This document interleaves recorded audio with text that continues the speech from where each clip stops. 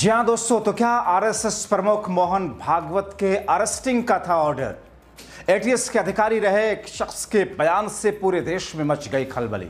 बहुत स्वागत है आप सभी का। आप देख रहे हैं द राजनीति का विशेष सेगमेंट खबर और विश्लेषण। मैं हूं जब्बार खान। दोस्तों, आखिर मौजूदा वक्त के आरएसएस प्रमुख मोहन भागवत की अरेस्टिंग को लेकर एटीएस के अधिकारी रहे वो बयान कौन सा आया जिसकी बुनियाद पर इस वक्त देश में ऐसा हंगामा है जिसमें यह कहा जा रहा है कि साहब पर्दे के पीछे तो बहुत कुछ चल रहा है। आखिर मौजूदा वक्त में इस बात के सामने आने के बाद में बीजेपी, कांग्रेस और संघ किस तौर पर प्रतिक्रिया दे रहे हैं, आपको विस्तार से बताएंगे कि आखिर ये पूरी खबर है क्या। दोस्तों, हमने कल आपको दिखाया था अपने शो में कि किस तौर पर रमजान के महीने में हुए मालेगांव ब्लास्ट मामले में जांच अधिकारी रहे और आतंकी हमले में शहीद हेमंत करकरे और दूसरे जांच अधिकारी परमवीर सिंह ने उस समय इस पूरे मामले का जुड़ाव किस तरीके से संघ का पाया था। और यही कारण था कि उस समय जब भारत में बीजेपी इस्लामी दहशतगर्द के नाम पर, इस्लामिक टेररिज्म के नाम पर देश के अंदर बहुसंख्यकों के वोटर को भड़का रही थी, यही वो समय था जब मालेगांव ब्लास्ट में सारे हिंदू आरोपी पाए गए थे और संघ का जुड़ाव तार मिलता हुआ दिखा था। ये मैं नहीं कह रहा हूं, ये एटीएस के अधिकारी का बयान है।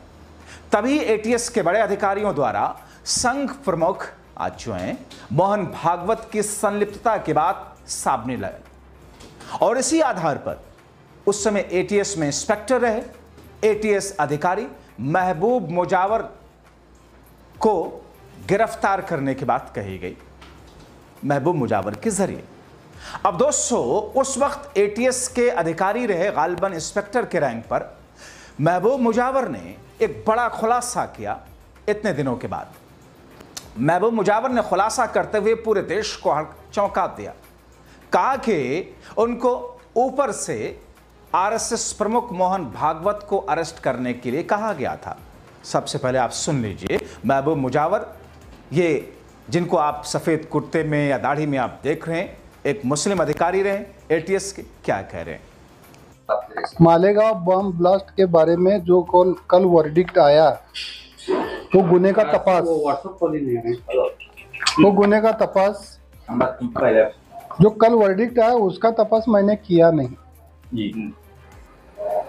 वही गुने के संदर्भ में जो फरारी आरोपी थे, अब्सकॉन्डिंग आरोपी थे,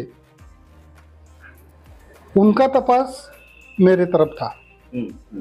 मतलब संदीप डांगे, रामजी कलसंग्रा, ये दो उसके अंदर अब्सकॉन्डिंग एक्यूज थे, उनके बारे में मेरा तपास था। उसके अलावा आदरणीय मोहन भागवत जी, इनको भी लाने का मेरे को आदेश था। सर, ये आदेश किसने दिया था मोहन भागवत जी को हिरासत में लेने का? मेरा इंचार्ज, मेरे जो इंचार्ज थे मोहन भागवत के बारे में या मेरे तपास के बारे में, वो परमवीर सिंह और उससे भी हायर अथॉरिटी जो थे, उनका आदेश था। और उनके आदेश के मुताबिक मेरे को महाराष्ट्र में से 10 कर्मचारी मेरे मदद के लिए दिए गए थे। सर्विस सीक्रेट फंड में से मेरे को पैसा दिया गया था। एटीएस के तरफ से ऑफिशियल मेरे को रिवॉल्वर दिया गया था और जो भी जाने आने के लिए वारंट जो रहते वो भी दिया गया था। इस तपास के अंदर मैं इंदौर, अजमेर, नागपुर, बेलगांव, गोकाक वगैरह ठिकान जाके मैंने तपास किया। ये तपास करते वक्त उन्होंने जो आदेश दिया था मोहन भागवत जी के बारे में, वरिष्ठ अधिकारी थे वो, मोहन तुम्हारे परमवीर सिंह के अलावा और वरिष्ठ अधिकारी थे। उनका कहना ऐसा था कि पहले जाके मोहन भागवत को मिलके क्या तो उनका डिस्कशन हुआ है, अब तुम जाके उनको उठा के लाओ, ऐसा आदेश था। वो भयानक झूठे जो तब उस एक कंसेप्ट निकल के आया था, तब भगवा आतंकवाद भगवा आतंकवाद के नाम पे ये तपास चल रहा था। तपास जो करना चाहिए वो नहीं हुआ। मगर दोस्तों, मुजावर महबूब ने आगे जो कहा उससे लोग आक्रोशित होकर महबूब मुजावर पर अपना गुस्सा निकाल रहे हैं। लोग कह रहे हैं कि ये भी डर करके मोदी के अंधभक्त हो गए। आपको दिखाऊंगा कि किस तरीके से लोग इस मुस्लिम पूर्व एटीएस के अधिकारी को संघी मोदी भक्त कहने लगे, कैसे आक्रोश निकाल रहे हैं। मगर उससे पहले आप महबूब मुजावर के उस बयान को सुनिए जिसमें साफ साफ लगता है कि वो डरे हुए हैं। इतने वर्षों के बाद में आखिर ये बयान उन्होंने क्यों दिया, और इन तमाम चीजों का लिंक मौजूदा वक्त की सरकार से, मोदी शाह से कोई है कि नहीं है। दोस्तों, आप महबूब मुजावर का ये बयान सुनिए जो उस वक्त एटीएस के अधिकारी थे। भगवा आतंकवाद, हिरवा आतंकवाद, ये था, ये गलत था, झूठ था। और इतने बड़े आदमी को लाने के लिए मेरे पे जवाबदारी डाले थे। तो मेरे झूठ करने की मेरी कैपेसिटी नहीं है। मेरे को धाड़सी बोल के लिए थे उन्होंने, धाड़स से काम करेंगे, ये बहुत टेरर है, अमुक है, ऐसे से करे थे। तो मैंने जाके नागपुर में बहुत दिन तक रुका मैं। अच्छा। मगर वो काम नहीं किया मैं। क्यों आपके? नहीं, वो झूठ काम है तो क्यों का सवाल ही नहीं आता। झूठा काम है। और ये कहीं तो भी अगर मैं लाता तो आज मेरी हालत क्या होती थी। मैं झूठ काम करता तो आज उससे बुरी हालत थी। मैं ये काम नहीं किया, इस वजह से मेरे पे झूठा गुना दाखिल हो गया एक। और उसके अंदर मेरे को अरेस्ट किया गया, अरेस्ट करके जेल में डाला गया। फिर मेरे पे चार्जशीट दाखिल हो गया।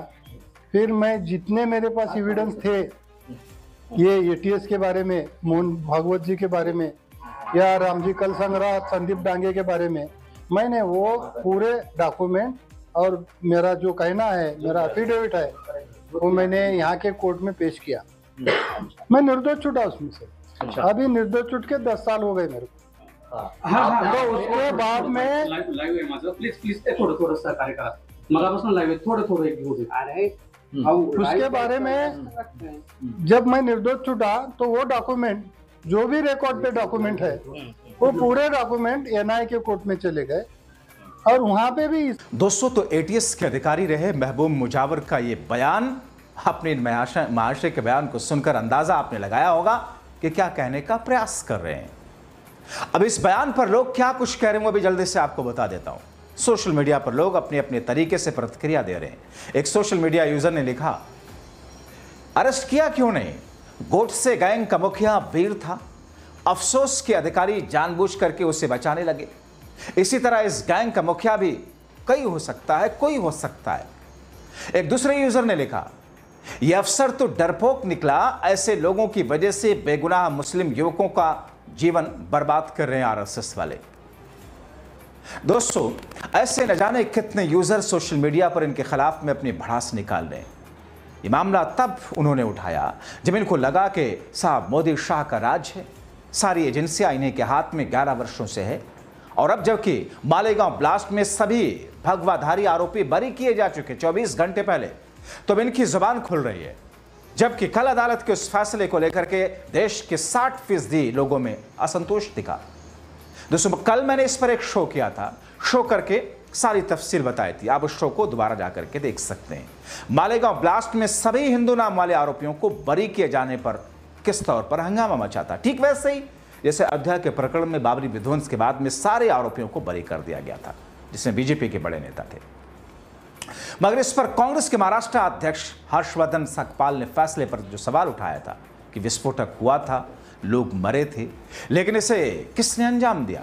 हेमंत करकरे जैसे अधिकारियों ने जांच की, उनके सुराग का क्या हुआ। वरिष्ठ वकील माजिद मेमन ने इसे पीड़ितों और आरोपियों दोनों के लिए अन्याय बताया। पीड़ितों के वकील ने कहा कि इस फैसले के खिलाफ बॉम्बे हाईकोर्ट में अपील करने की तैयारी है। और ऐसे न जाने कितने निसार बिलाल जैसे परिवारों ने कहा कि हार नहीं मानेंगे, न्याय के लिए लड़ते रहेंगे। जो 17 साल तक मुकदमा चला, न केवल कानूनी बल्कि सामाजिक और राजनीतिक दृष्टिकोण से भी संवेदनशीलता का रहा। आपको बताऊं दोस्तों कि साल 2008 में मालेगांव बम ब्लास्ट हुआ।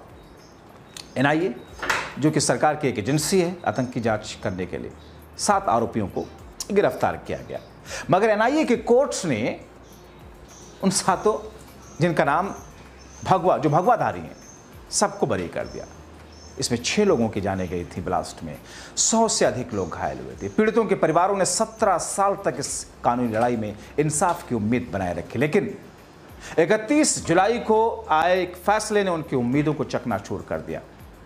हैरत यह है कि सरकारी एजेंसी इस कोर्ट के फैसले के खिलाफ में बड़ी कोर्ट में क्यों नहीं जा रही है, क्योंकि उनको तो फैसला ही ऐसे चाहिए।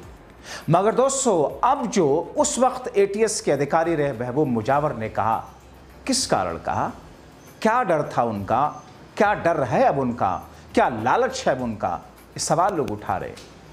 जिस विस्फोट ने कई परिवारों की जिंदगियों को तबाह कर दिया, हमेशा के लिए खामोश कर दिया, उसको लेकर के किस तौर पर, किस अंदाज में अदालत का जो फैसला आया, और उसके बाद में उस फैसले के एक दिन के बाद में एटीएस के अधिकारी रहे महबूब मुजावर जो कुछ बातें कह रहे हैं, उस पर कौन यकीन करेगा, और अगर कह रहे हैं तो उसके पीछे का रीजन क्या है।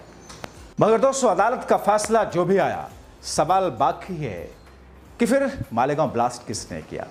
इन लोगों ने नहीं किया जिनके साथ, जो सारे हिंदू समाज से आते हैं, तो फिर किसने किया। इंतजार करना होगा क्या इस मामले पर पीड़ित परिवार ऊपरी अदालत जाता है और वहां का फैसला क्या होता है। लेकिन इस बीच में संघ के नेता और मौजूदा वक्त के संघ प्रमुख मोहन भागवत की गिरफ्तारी वाला बयान देकर के एटीएस के अधिकारी रहे ने एक तरीके की नई हलचल पैदा की है। आप क्या सोचते हैं, अपनी राय कमेंट बॉक्स में जरूर लिखें। बहुत शुक्रिया।